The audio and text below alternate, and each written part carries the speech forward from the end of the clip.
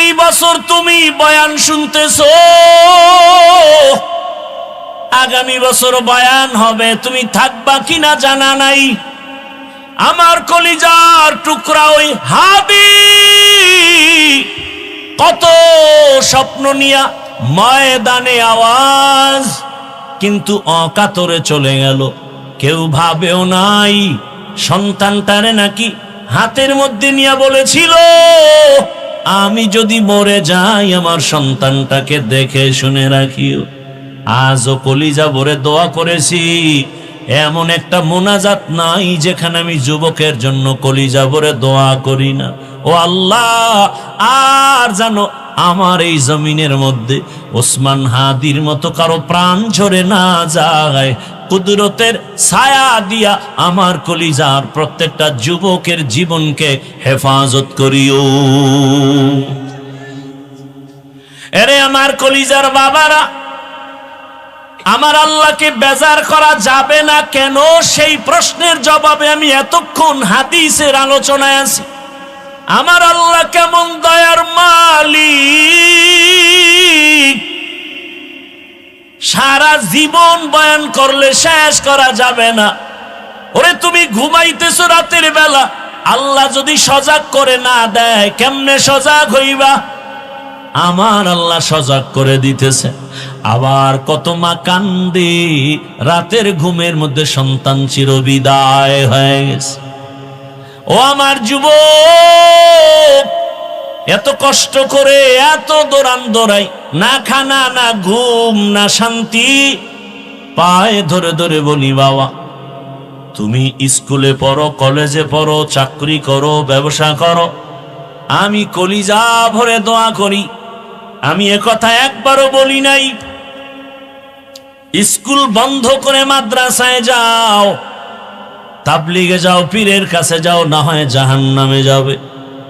বাংলাদেশে আমি যুবকদের খুব ওজন দিয়া বলি, যুবক তুমি স্কুল ছাড়বা না, কলেজ ছাড়বা না। আমার দেশে মাওলানা মুফতি মুহাদ্দিসের অভাব নাই আলহামদুলিল্লাহ, তবে কলিজায় দুঃখ, আমার দেশে আদর্শবান ডাক্তারের অভাব, আদর্শ ইঞ্জিনিয়ারের অভাব, আদর্শবান ওসি ডিসি এসপির অভাব। আর যদি আমার দেশের সব থানা জেলার ওসি ডিসি এসপি 5 ওয়াক্ত নামাজি হয়ে যেত, কোন সুদখোরের অনুমতি নিয়ে ওয়াজের ময়দান সাজাতে হতো না। ঠিক কিনা বলো? এরে আমার যুবক, তুমি ডাক্তার হও, দোয়া করে গেলাম, কলিজা ভরে দোয়া করি। ইঞ্জিনিয়ার হও, প্রফেসর হও, আরে তোমার মতো যুবক বিজ্ঞানী, তোমার মতো যুবকেই তো ইঞ্জিনিয়ার, তোমার মতো যুবক তো ডাক্তার জাকির নায়েক। কে না চিনে তাকে? অথচ হোমিওপ্যাথিক ডাক্তার, এত সুনাম। এরে যুবক, আমি হাসির জন্য বলি না রে বাবা, মনে চাই নিচে নেমে আসি, তোর পাও দুইটা জড়ায় ধরি, আর বলতাম যুবক পায়ে ধরে বলি, আর দাড়ি কেটে আমার রসুলের কাদাস না রে যুবক, আর আমার মাওলাকে সারা ভিন্ন জায়গায় মাথা নত করিস না।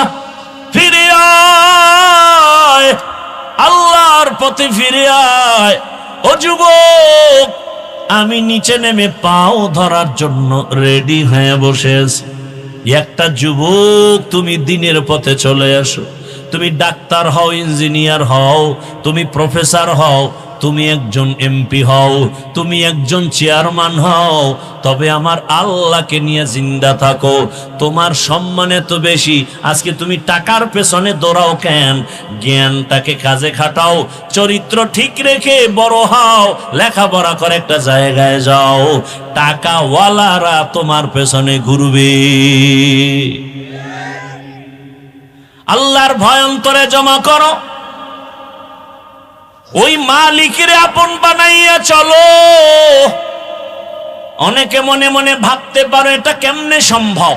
হ্যাঁ, তুমি এবার নিজে তাকায় দেখো, জীবনে মাদ্রাসায় যায় নাই, আলিফ বা তাও শিখে নাই, তোমার লাইনের জেনারেল যুবকটা স্কুলে পড়ে, কলেজে পড়ে, 5 বেলার নামাজ পড়ে নাই?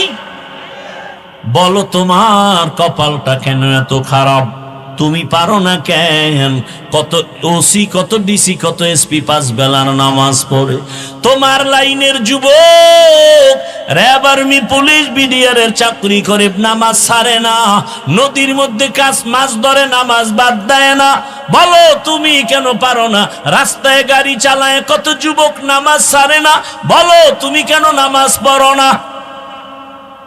আমার মন বলে তোমার কপালটা পুড়িয়া গেছে, তাড়াতাড়ি তওবা করে নাও। কয়দিন আর বাঁচবা? মরণ যদি হয়ে যায় খালি হাতে কবরে যেতে হবে। ও যুবক রে, ঘুমের মধ্যে লাশ, যুবকের লাশ। ওই